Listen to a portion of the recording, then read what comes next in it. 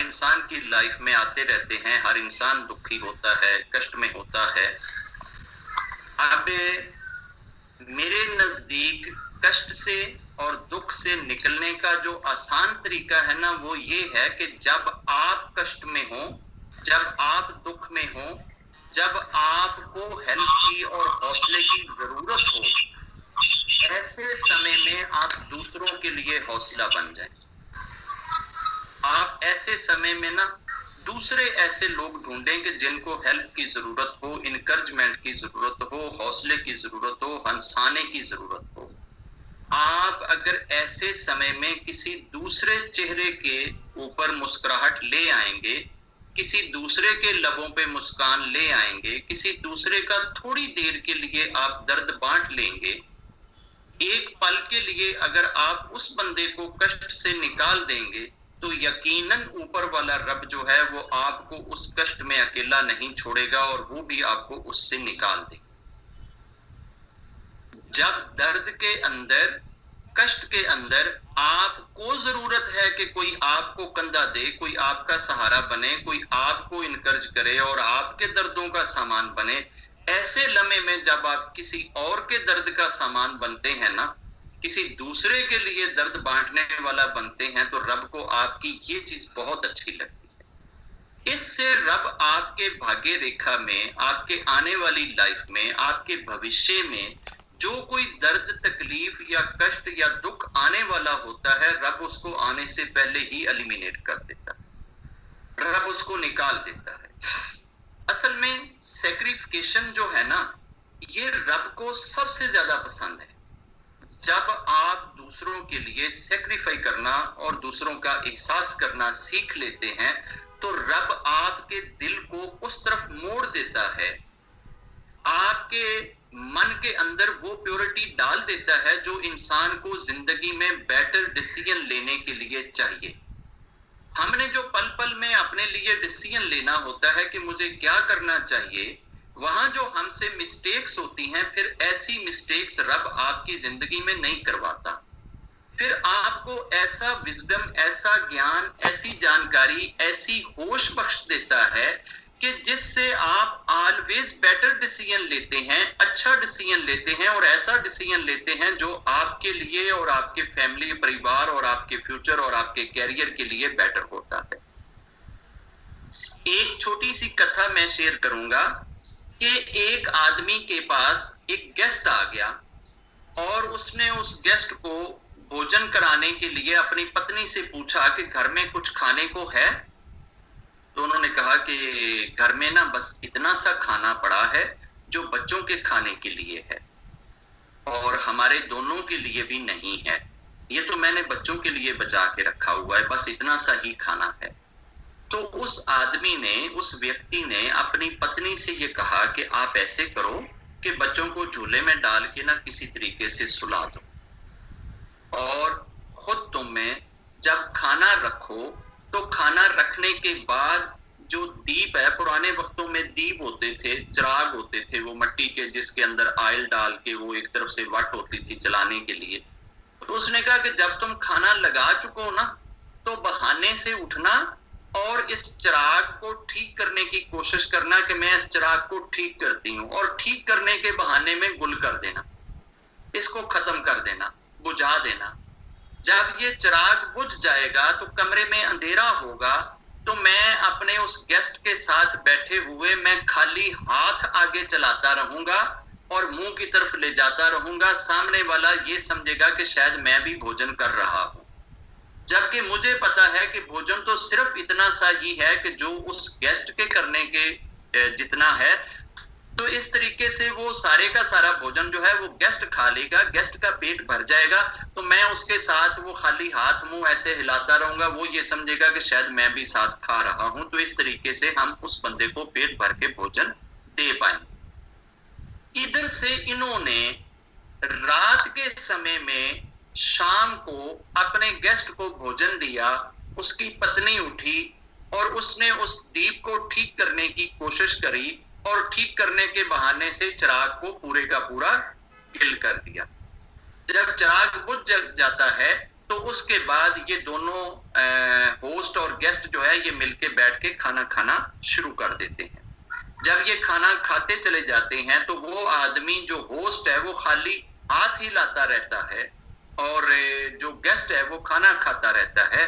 तो जब सुबह ये अपने गेस्ट को विदा करते हैं तो उस एरिया में, उस इलाके में जो रब की तरफ से वहां के जो स्पिरिचुअल ऑर्गेनाइजर, जिनको हम महात्मा कहते हैं, जिनको हम गुरु कहते हैं, जिनको हम अवतार कहते हैं, जिनको हम महापुरुष कहते हैं, प्रॉफिट कहते हैं, उस एरिया के महापुरुष को रब ने रात को ये कहा कि मेरा जो फलां बंदा है ना, फलां का बेटा, फलां उस माता पिता का जो बच्चा है, उसने जो रात को कर्म किया है ना, वो कर्म ऐसा है कि स्वर्ग में तू और वो दोनों इकट्ठे एंटर होंगे। स्वर्ग में तू और मेरा वो बंदा दोनों इकट्ठे एंटर होंगे।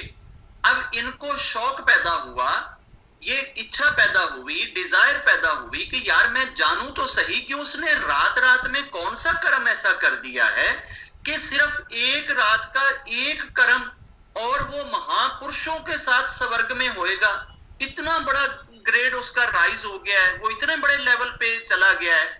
तो ये सुबह सुबह उसका जाकर दरवाजा खटखटाते हैं और वो अंदर से बाहर आता है। तो वो उससे पूछते हैं कि अरे भैया तुम ये बताओ कि तुमने रात को जप कौन सा किया है। अब इन्होंने तो यही सोचा कि इसने रात को कोई बहुत लंबा चौड़ा कोई 10-20 हजार कोई जप किया होगा, कोई लाख मर्तबा जप किया होगा। तो वो ऐसे ऐसे देखने लग गया। वो कहता जी मैंने तो कोई जप नहीं किया। तो उसने कहा अच्छा तूने कोई पूजा करी हो? उसने कहा जी नहीं मैंने तो कोई पूजा भी नहीं करी। उसने कहा फिर तुमने कोई दान दिया हो? उसने कहा जी मैंने तो कोई दान भी नहीं दिया। उसने कहा यार मुझे ये बता कि तुमने रात को कुछ किया तो है, उस किए के बलबोते पे तेरी रात को जो स्पिरिचुअल राइजिंग हुई है ऐसी तेरी उम्र भर में राइजिंग नहीं हुई। तू पिछली पूरी आयु में, पूरी लाइफ में इतना रेज नहीं कर पाया जितना तो आज की अकेली रात में रेज कर गया है। ये तो बता कि तूने रात को किया क्या है। अब उसको गेस्ट का ध्यान नहीं है तो वो कहता है कि जी मैंने तो रात को कुछ भी नहीं किया। वो कहे नहीं रात को तूने कोई पूजा करी है? वो कहे जी मैंने कोई पूजा नहीं करी। वो कहे तूने रात को कोई पाठ करा है? वो कहे मैंने कोई पाठ नहीं करा। उसने कहा तूने रात को कोई यज्ञ किया? उसने कहा जी मैंने कोई यज्ञ नहीं किया। तूने कोई दान दिया? वो कहे जी मैंने कोई दान किया, मैंने देना, मेरे पास तो खाने को कुछ नहीं, मैंने दान क्या देना है। अब ये जब सारी बातें हो रही थी तो अंदर से उसकी पत्नी बोलती है और वो कहती है कि भैया मैं आपको बताती हूँ कि इसने रात को क्या किया। तो उसने पूछा हाँ बेटा बताओ कि इसने रात को क्या किया है। तो उस पत्नी ने बताया कि असल में कल हमारे पास एक गेस्ट आया था और उसने हमारे दरवाजे पे आके रात ठहरने का और रात के भोजन का सवाल किया था। तो हमने जब आपस में मशवरा किया था तो हमारे घर में भोजन नहीं था। मेरे पति ने जब मेरे से पूछा था कि उसके देने के लिए कुछ है तो मैंने उसको बोला था कि मेरे पास तो सिर्फ बच्चों के खाने के लिए खाना है और इससे ज्यादा खाना नहीं है।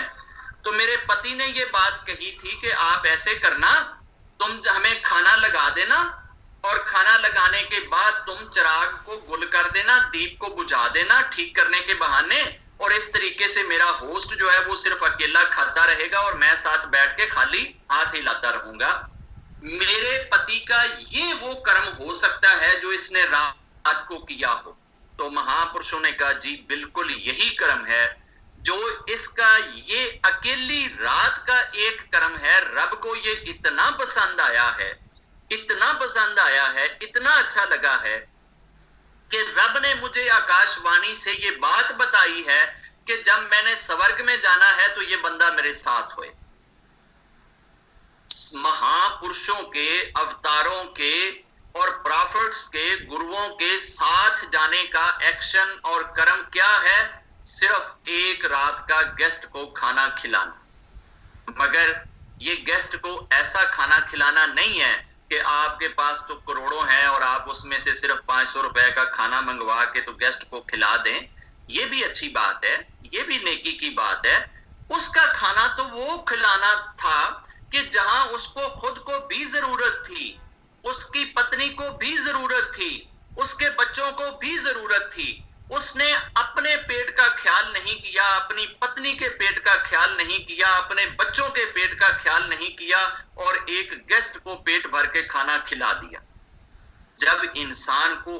जरूरत हो किसी चीज की और वो अपनी जरूरतों को पसे पुष्ट डाल दे, अपने आप को पीछे कर दे और किसी दूसरे जरूरतमंद की जरूरत पूरी करने में जुट जाए, तो फिर रब उसकी स्पिरिचुअल ग्रेडिंग इतनी कर देता है कि इतनी वो उम्र भर में, आयु भर में जो उसने नेकियां नहीं कमाई होती, उनसे ज्यादा नेकी उसके खाते में रब डाल देता है।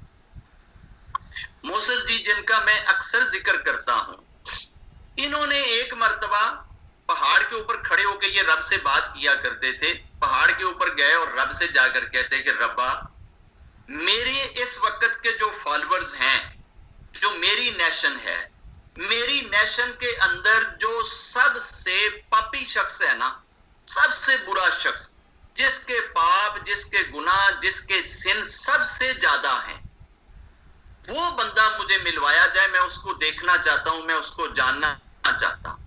तो रब ने एक बंदे का एड्रेस दे दिया कि ये इस वक्त तेरे फॉलोअर्स में, तेरी नेशन के अंदर ये सबसे ज्यादा सिन करने वाला और पापी और रब से दूर रहने वाला ये बंदा है। तो मोसेस जी जाते हैं, उसका एड्रेस ढूंढते ढूंढते उसके दरवाजे तक पहुंच जाते हैं। जाकर जब दरवाजा नॉक करते हैं ये पता करने के लिए कि इस बंदे के कर्म कैसे हैं, ये कैसा काम करता है, किस तरीके की इसकी लाइफ है। तो जब दरवाजा नॉक करते हैं तो अंदर से पत्नी आती है और वो पत्नी से पूछते हैं उस बंदे का नाम लेके कि क्या वो घर में है। तो वो आगे से कहती जी नहीं, वो तो घर पे नहीं है। तो मोसेस जी पूछते हैं कि वो फिर कहां होंगे, वो किधर गए होंगे। तो वो आगे से कहती है कि मोसेस जी, उसने कहां जाना है, वो इस वक्त या तो किसी दारू के अड्डे पे बैठा होगा, या किसी प्रोस्टिट्यूशन के अड्डे पे बैठा होगा, या किसी डांसर क्लब में बैठा होगा, या वो जुआ खेल रहा होगा, या वो किसी को टीज करने की प्लानिंग कर रहा होगा। उसके तो यही काम है, बस इसी किसी काम में वो जुटा हुआ होगा, और उसने क्या करना है। तो ये बात सुन के मोसेस जी बड़े दुखी हुए, बड़े परेशान हुए।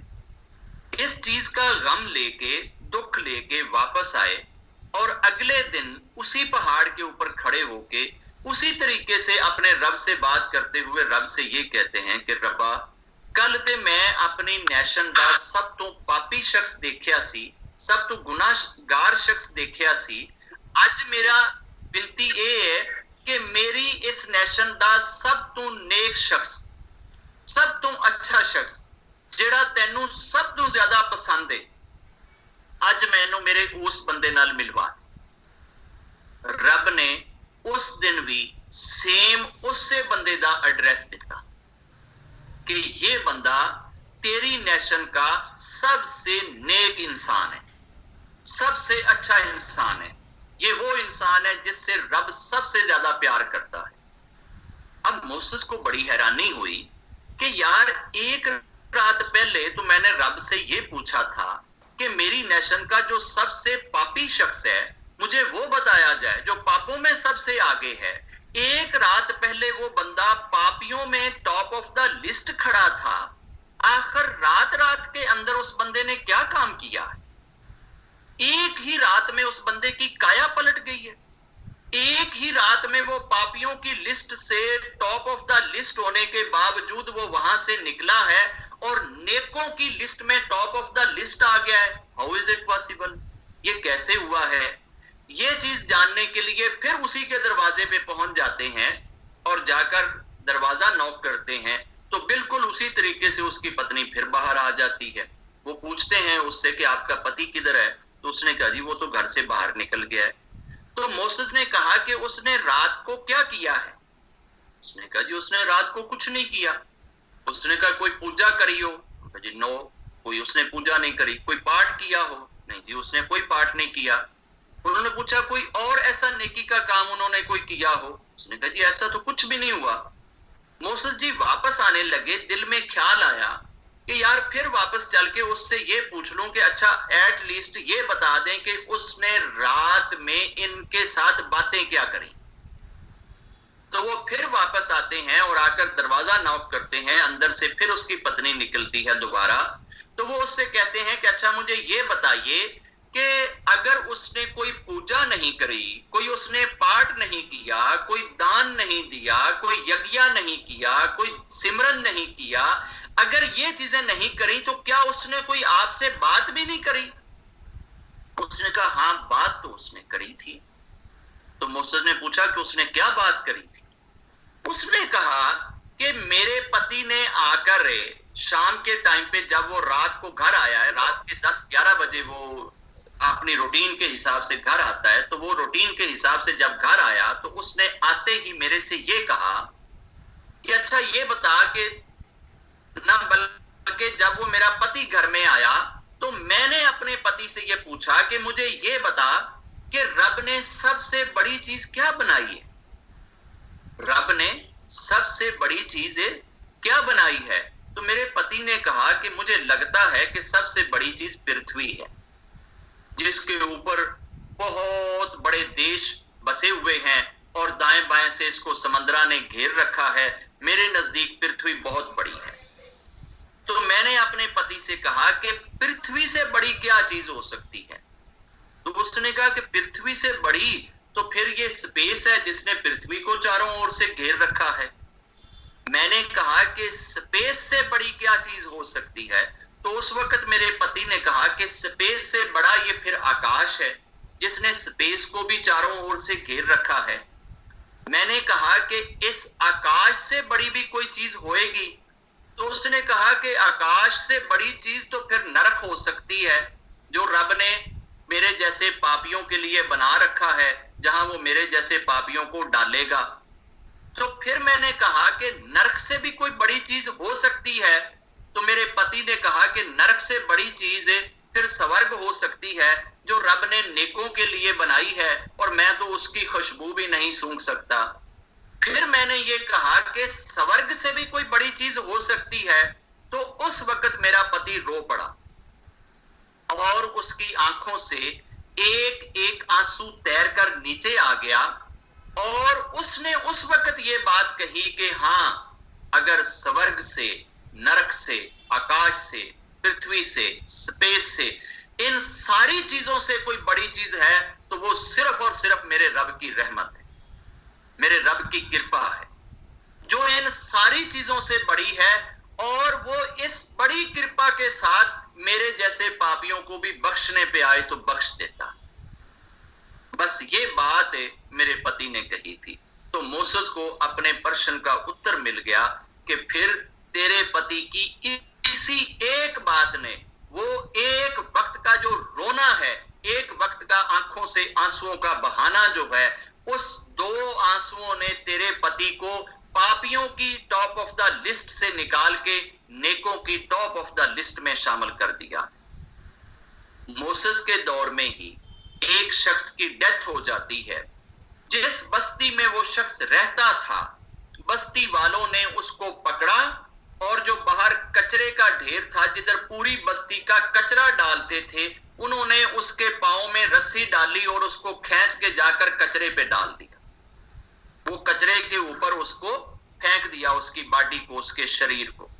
किसी ने उसको शमशान घाट पे भी ले जाना गवारा नहीं किया, जमीन के अंदर बड़े करना भी गवारा नहीं किया। रात को रब मोसेस जी से बात करते हुए मोसेस से ये कहते हैं कि मोसेस जी, फलां बस्ती में जाओ, फलां विलेज में जाओ, फलां गांव में जाओ, और उसमें कचरे के ढेर के ऊपर मेरा एक दोस्त लेटा हुआ है, रब का दोस्त। और कहां लेटा हुआ है? कचरे के ढेर पे। रब किसको कह रहे हैं? मोसेस से कह रहे हैं कि मोसेस, फलां बस्ती में जाओ, मेरा एक दोस्त है और वो कचरे के ढेर पे 3 दिन से लेटा हुआ है। जाओ, उसको पहले स्नान दो, उसको नहलाओ, उसको धुलाओ, और उसके बाद उसको जमीन में, पृथ्वी में बड़े कर देना। मोसेस जी ढूंढते ढूंढाते उस बस्ती में पहुंचते हैं और उस बस्ती वालों से पूछते हैं कि आपका वो कचरे का ढेर किधर है? इतनी देर में लोगों ने और भी कचरा इतना डाल दिया है कि वो कचरे के नीचे आ गई है उसकी डेड बॉडी। तो लोगों ने कहा कि जी वो विलेज के वेस्ट वाली साइड पे कचरे का ढेर है, उधर हम सारे गांव का कचरा जो है वो उधर फेंकते हैं। तो उन्होंने कहा चलो मुझे जरा कचरे के ढेर पे ले चलो। तो वहां के जो भी मुखिए थे, जो प्रधान थे, जो नंबरदार थे, वो सारे बड़े हैरान हुए कि मोसेस जी, आपको रब ने इतना बड़ा ग्रेड दिया है, आप इस समय के महान हैं, आप अवतार हैं, आप महापुरुष हैं, आप गुरु हैं, आप प्रॉफिट हैं, और आप कचरे के ढेर पे जाना चाहते हैं, वाह। तो उन्होंने कहा नहीं, मुझे आप ले चले। जब कचरे के ढेर पे लाए तो उनको देखते देखते अचानक उनका ना एक हाथ उस बंदे का दिखा। उन्होंने कहा कि यार ये आदमी जो है ना, जो इधर लेटा हुआ है ना, इसको यहां से निकालो। तो लोगों ने कहा कि मोसेस जी, आप इस बंदे के लिए ये तरद्दद कर रहे हैं, इसको आप कहते हैं कि यहां से निकालो? पूछा तो हाँ, मैं इसी के लिए कहता हूं। उन्होंने कहा ये कैसे हो सकता है, ये तो इंतहा का पापी शख्स है। तो उन्होंने पूछा, मोसेस ने पूछा उन लोगों से कि आप इसको पापी किस नजर से कहते हैं? उन्होंने कहा कि जी इसके दो काम थे। सारी जिंदगी जो इसने हमारे सामने काम किए हैं वो दो तरह के काम थे। वो ये थे कि ये वीक में एक दफा किसी एक शराब की भट्टी पे जाता था और वहां पे जितनी शराब बनी हुई होती थी ना, ये सारी की सारी खरीद लेता था। हमें नहीं पता कि ये उस शराब का क्या करता था, खुद पीता था या किसी को देता था या बेचता था, लेकिन ये उस शराब से सारी की सारी शराब खरीद लेता था। और दूसरा ये काम करता था कि जब इसको जहां कहीं भी पता चलता था ना कि वहां पे प्रोस्टिट्यूशन का कोई अड्डा है, तो ये चला जाता था उस नारी के पास और उसको पूरी रात की पेमेंट करके ना ये उसके पास रात बिताता था। अब हमें नहीं पता कि ये रात कैसे बिताता था। हमारी नजरों के सामने तो इसके ये सिर्फ दो कर्म हैं। हमारा पूरा विलेज तो इसको सिर्फ इसी शक्ल में पहचानता है कि ये जब भट्टी पे जाता था तो पूरा शराब खरीद लेता था, और जब रात को ये किसी के पास जाता था तो ये आधे घंटे की बुकिंग नहीं करता था, पूरी नाइट की बुकिंग करता था और पूरी रात ये उधर ही ठहरता था। तो मोसेस को बड़ी हैरानी हुई उसके बारे में, लोगों के ये कमेंट सुन के। ये अब रब की वाणी अपनी जगह पे और लोगों के कमेंट्स अपनी जगह पे, इन दोनों के बीच में मोसेस को थोड़ी सी टेंशन होती है, चिंता होती है कि कहीं ऐसा तो नहीं है कि मैं शायद किसी और बंदे तक पहुंच गया हूं, या मैं किसी और विलेज में आ गया हूं, या रब ने शायद अपना दोस्त किसी और बंदे को ना कहा हो। इसका तो पूरा विलेज ये गवाही देता है कि इसके कर्म ऐसे थे, इसके कर्म ऐसे थे, तो इसको रब कैसे दोस्त बना सकता है, अपना फ्रेंड कैसे कह सकता है? ये फिर रब से बात करते हैं और रब से बात करते हुए ये कहते हैं कि रब्बा, इस वक्त मैं फलां विलेज में खड़ा हूं और मैं इस गांव के कचरे के ढेर से इस शक्लो सूरत के एक बंदे को निकाल चुका हूं, क्या तेरा दोस्त यही है? तो रब ने कहा, जी मोसेस, आप बिल्कुल ठीक विलेज में पहुंचे हैं और आप ठीक बंदे तक पहुंचे हैं। आपने जिसकी डेड बॉडी कचरे से निकाली है यही मेरा दोस्त है। आप इसे नहलाएं धुलाएं और इसको बरे करें। खैर वो नहलाते हैं, धुलाते हैं, उसको बरे करते हैं। वो विलेज वाले भी मोसेस को देख के उसके साथ दे देते हैं और उसको नहलाने धुलाने और बरे करने का प्रोसेस जब कंप्लीट हो जाता है तो पूरा विलेज मोसेस से पूछने के लिए उमड़ आता है कि जी हमें ये बताइए कि आपने इस पापी शख्स के लिए इतना बड़ा काम क्यों किया, आपने इसको क्यों बरे किया है? तो मोसेस ने कहा कि जी मुझे तो इस बंदे को रब ने अपना दोस्त कह के बताया है कि मेरा एक दोस्त है जो उधर लेटा हुआ है, मेरा एक फ्रेंड है जो उधर लेटा हुआ है। तो मुझे नहीं समझ आई कि इसको रब ने अपना फ्रेंड कैसे कहा है। तो मोसेस ने बस्ती वालों से पूछा कि तुम में से कोई शख्स ऐसा है जो इस बंदे के बारे में इससे आगे बढ़कर भी कुछ जानता हो, जो बातें आप बता रहे हैं इससे ज्यादा भी जानता हो? तो उन्होंने कहा, जी नहीं, ऐसा तो कोई नहीं है, पूरे विलेज की एक ही राय है और पूरे विलेज के सामने इसके यही कर्म है। तो मोसेस ने कहा कि इसकी फैमिली में से कोई बंदा है? तो लोगों ने बताया कि हाँ, इसकी माता है, इस बंदे की माता है, वो फला कुटिया में पड़ी है और वो बिल्कुल चलने फिरने के काबिल नहीं है, वो बोल नहीं सकती है, वो इतना स्लो बोलती है कि कान उसके करीब ले जाना पड़ता है और वो विस्पर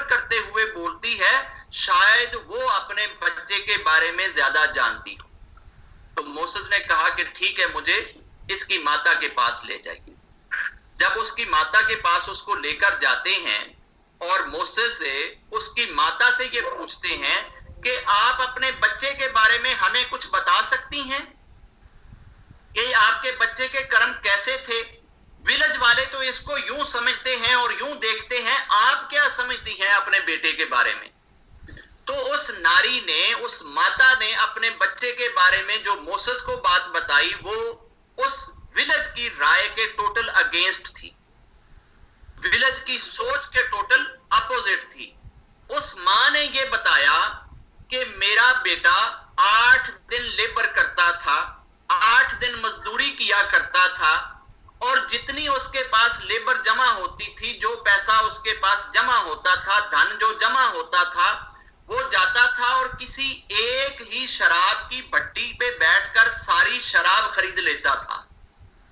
और वो सारी शराब खरीद के ये घर के कोने में ये जो फलां गड़ा है इसमें लाके आके सारी उंडील देता था, सारी इस गड़े में डाल देता था। मैं अपने बच्चे से पूछती थी कि तूने ऐसा क्यों किया है, तो वो कहता था कि माता पूरी दुनिया की तो शराब मैं खरीद नहीं सकता, मैं एक ही भट्टी की शराब खरीद सकता हूं, इससे ज्यादा मेरी औकात नहीं है।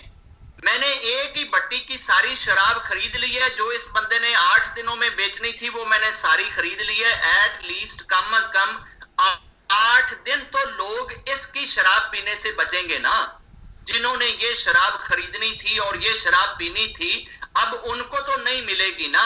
मैं उन बच्चों को, उन लोगों को, उन माओं को, उन बहनों को, बेटियों को 8 दिन के लिए बचा सकता हूं, मेरी औकात इतनी है। तो फिर दूसरा ये कर्म ये करता था कि अगले 8 दिन ये फिर कमाई करता था और अपने 8 दिन की कमाई इकट्ठी करके किसी एक ऐसी नारी के पास जाता था जिसने अपना प्रोस्टिट्यूशन का अड्डा बनाया होता था, और ये पूरी रात की उसकी फीस पे कर देता था और खुद उसके दरवाजे पे बैठ जाता था। इसको देख के कोई दूसरा बंदा उस रात उसके पास नहीं जा पाता था, कोई पाप नहीं कर सकता था, कोई बुराई नहीं कर सकता था।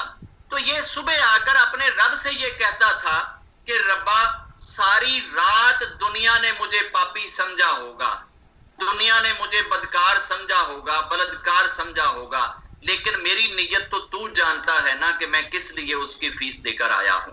मैंने आज की रात जितने लोगों को उसके पास जाने से बचा लिया है, मेरा ये कर्म स्वीकार कर ले।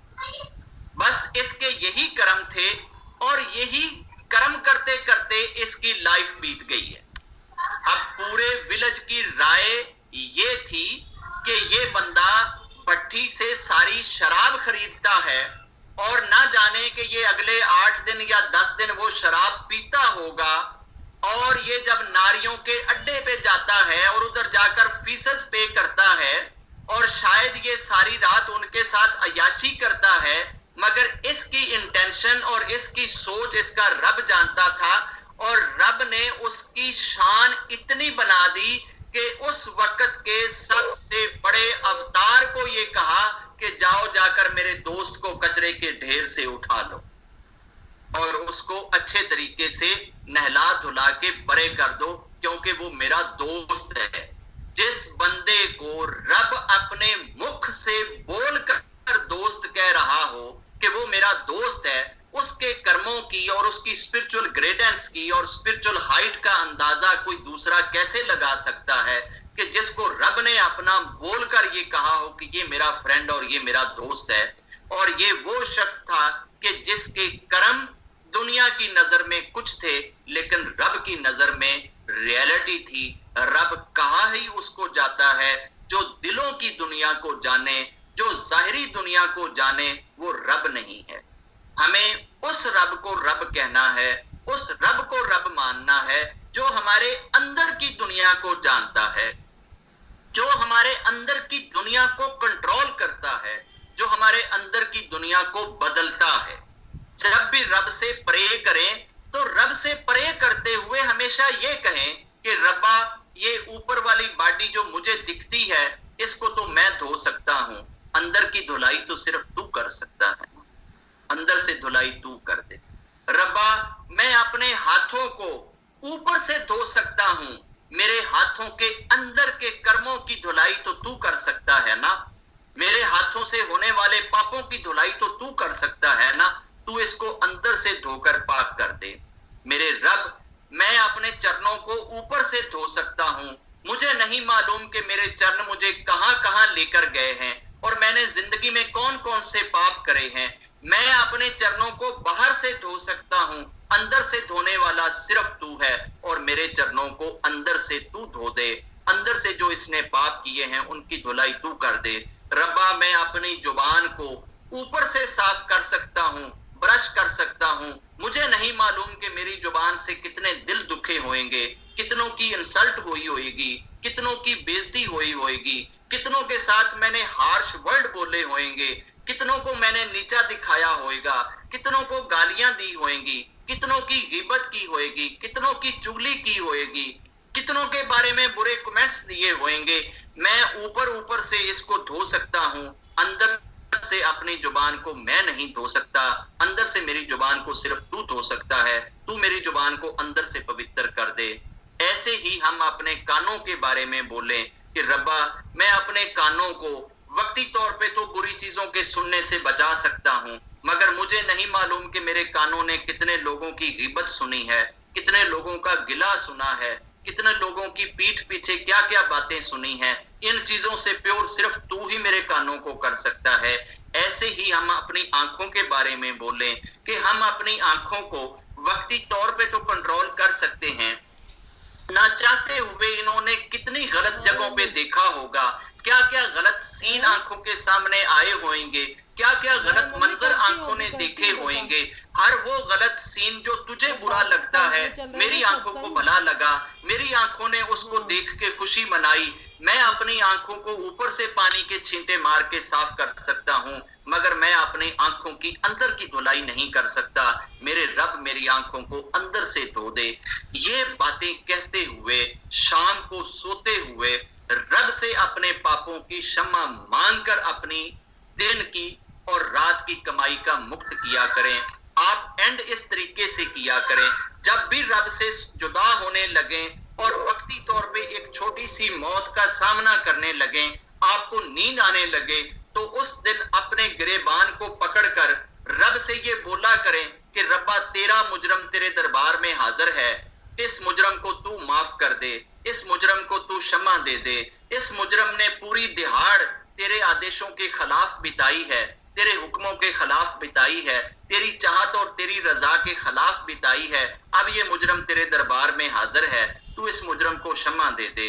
रब को क्षमा करना, रब को माफ करना बहुत पसंद है, और रब से क्षमा मांगते रहा करें। क्या पता है कि आज की रात की नींद शायद हमारी जिंदगी की आखिरी नींद हो, और पता नहीं कि शायद हम इस छोटी मौत से दोबारा अगला जन्म ले सकें या ना ले सकें, दोबारा जिंदा हो सकें या ना हो सकें। आज की रात को मुक्त करते हुए हर रात का हिसाब अपने रब के साथ करके लेटा करें।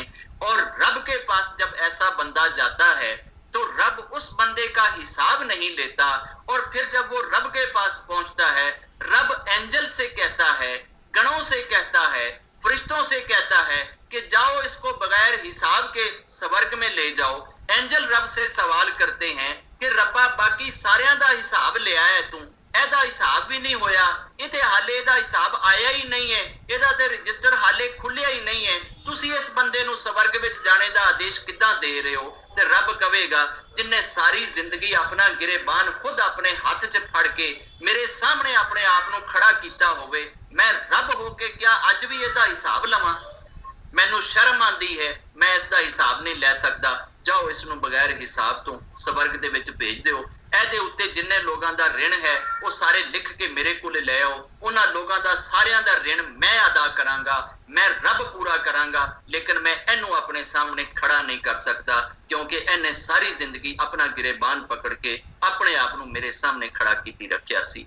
वो रब एडा वड्डा किरपालू है, एडा वड्डा दयालु है कि एक बंदे ने एक पाप किया, रब कोलों क्षमा मंगी, फिर थोड़ी देर बाद पाप किया, फिर क्षमा मंगी, फिर पाप किया, फिर क्षमा मंगी, फिर पाप किया, फिर क्षमा मंगी। 70 मर्तबा एक ही पाप किया और 70 मर्तबा क्षमा मंगी, जदों 71वीं मरतबा पाप कीता ते अपने आप ही शर्मा गया। यार मैं किड्डा गंदा आदमी, मैं किड्डा अजीब आदमी हाँ कि मैं अपनी क्षमा ते रुकदा ही नहीं, मैं अपनी तौबा ते रुकदा ही नहीं, मैं अपनी गल ते खड़ा हुंदा ही नहीं। मैं पाप करना, रब कोलों क्षमा मंगना, मैं फिर हट के पाप कर देना, फिर क्षमा मंगना, फिर पाप कर देना, फिर क्षमा मंगना, फिर पाप कर देना। हुण रब कोलों मैं 70 वारी ते माफी मंग लईए, मैं हुण नहीं माफी मंगदा, हुण मैनूं शर्म आउंदी। 71वीं मरतबा माफी मांगने की बजाय अपने कमरे के एक कोने में बैठकर अपने सर पे कपड़ा लेके रोना शुरू कर दिया।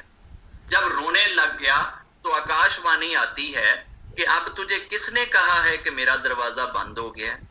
क्या तुझे किसी ने बोल दिया है? तुझे किसी ने कह दिया है कि रब ने दरवाजा बंद कर लिया है? जो तू क्षमा का दरवाजा बंद करके बैठ गया है, माफी का दरवाजा बंद करके बैठ गया है, मुझे मेरे रब होने की कसम है, अगर तू एक रात में 70,000 मरतबा भी पाप करे और तू 70,000 मरतबा भी मेरे पास आए, मैं रब ही क्या जो तुझे माफ ना करूं। मैं तो तुझे माफ करने के लिए तैयार बैठा हूं, शर्त सिर्फ ये है कि तू माफी के शब्द अपने होंठों पे सजाकर तो देख। रब को जो आंखों से टपकने वाले आंसू जो रब से हम अपने पापों की क्षमा मांगते हुए रोते हुए बहाते हैं ना, जब आंसू आंख से निकलता है और इस पलक के ऊपर आके खड़ा हो जाता है और पलक के ऊपर आंसू थरथरा रहा होता है, ये आंसू कितना सा है, एक चिड़िया की चूंच में आने वाले कतरे के बराबर भी नहीं। इसका वेट कितना है, इसका मैस कितना है और ये कितनी जगह को गीला कर सकता है। ये आंसू का एक कतरा जब पलक के ऊपर तैरता है तो नरक की जान को बन जाती है, नरक की जान को लाले पड़ जाते हैं, नरक कांपने लग जाता है, दोज़ख कांपने लग जाती है, जहन्नम कांपने लग जाता है। नरक रोते हुए, चीखते हुए, चिल्लाते हुए रब के पास जाता है और रब से जाकर शरण मांगता है, रब से जाकर पनाह मांगता है, रब से कहता है रब्बा मैनू बचा ले, रब्बा मैनू बचा ले, रब्बा मैनू बचा ले।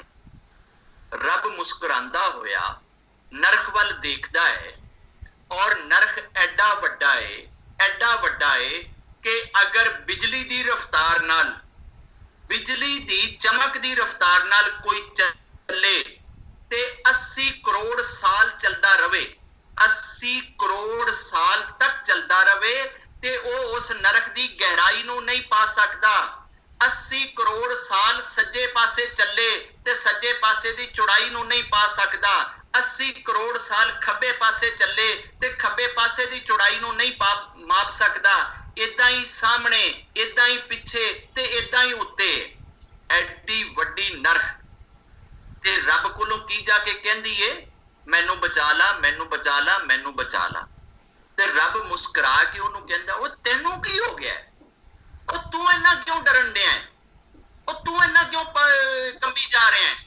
नरक इतना बड़ा है कि अगर माउंट एवरेस्ट उसके अंदर डाली जाए तो 1 सेकंड के 1000वें हिस्से में माउंट एवरेस्ट जिस तरह से दहकता हुआ अंगारा होता है ना, इस तरीके से ये अंगारा बन जाए। 10 लाख डिग्री सेंटीग्रेड से ज्यादा गर्मी होएगी वहां पे और वो नर्क कांप रहा होगा, इतना बड़ा नर्क कांप रहा होगा, डर रहा होगा, थरथरा रहा होगा और रब उस नर्क से पूछेगा तेनू बनी की है, मैनू ऐ दिता सी, तेनू फिक्र कादी लगी है, टेंशन कादी लगी, चिंता कादी लगी है। ते वो नरक कहेगा एक कतरा है, कतरा, एक कतरा है और वो फला बंदे की आंख की पलक के ऊपर इस वक्त अटका हुआ है। मुझे ये डर है कि कहीं वो कतरा मेरे ऊपर ना गिर जाए। एक आंख से बहने वाला एक कतरा और वो नरक को इतना थरथरा देता है, इतना कांपने पे मजबूर कर देता है कि नरक रब से ये कहता है कि फला तेरे बंदे या फला तेरी बंदी की आंख में से निकला हुआ कतरा आंसू का वो पलक के ऊपर खड़ा है और मुझे डर है कि कहीं ऐसा ना हो के पलक से नीचे आए तो मेरे ऊपर गिर जाए। अगर वो मेरे ऊपर गिर गया तो मेरी अग्नि इतनी ठंडी हो जाएगी कि फिर मुझे जलाने के लिए अगले 100 साल चाहिए, फिर जाके मैं दोबारा रोशन होऊंगा। मेरा रब इतना कृपालु, इतना दयालु, इतना बख्शनहार, और इंसान इतना कमजोर कि उस रब से अपने आप को जोड़ ही नहीं सकता, उस रब से अपने लिए कुछ मांग ही नहीं सकता, उसके सामने अर्जी ही नहीं लगा सकता, उसके सामने प्रे ही नहीं करता, उसको अपना मानता ही नहीं है। ये इंसान की बहुत बड़ी भूल है और ये इंसान की बहुत बड़ी गलती है जो अपने रब से अपने आप को इतना दूर करके बैठा है। इसने कभी रब के निकट जाने का टेस्ट नहीं लिया। जिस दिन इसने ये टेस्ट चख लिया उसके बाद फिर रब से दूर होने का कभी सोचेगा भी नहीं। मेरी प्रे है, मेरी दुआ है कि रब आप सबको आत्मा से, अंदर से, दिल से, मन से, हृदय से अपने दरबार पे आना नसीब कर, आप सबको वहां पे एक बार जाना नसीब हो। और मुझे विश्वास है कि आप में से जो जो बंदा उसके दरबार पे पहुंच जाएगा वो खुद ही आकर कहेगा विनोद जिंदगी दी चस्सी होना आई है, बाबा जिंदगी दा पता ही होने लग गया है, असल मार्ग ते हुण हाथ आया है, असल टेस्ट ते हुण लिया है, हुण ही मजा आया है जीण दा। इस तो पहले ते असी मुर्दा सी, इस तो पहले ते असी डेड बॉडी सी, जिंदगी ही हुण मिली है, असी जीना ही हुण सिੱਖਿਆ है, साडा ते साह ही हुण ਚੱਲਿਆ है, इस तो पहले ते असी अपने आप ਨੂੰ किल ही करते रहे हैं। असल जिंदगी दा मजा ते हुण आना शुरू होया। रब ये मजा आप सबको नसीब करे। जय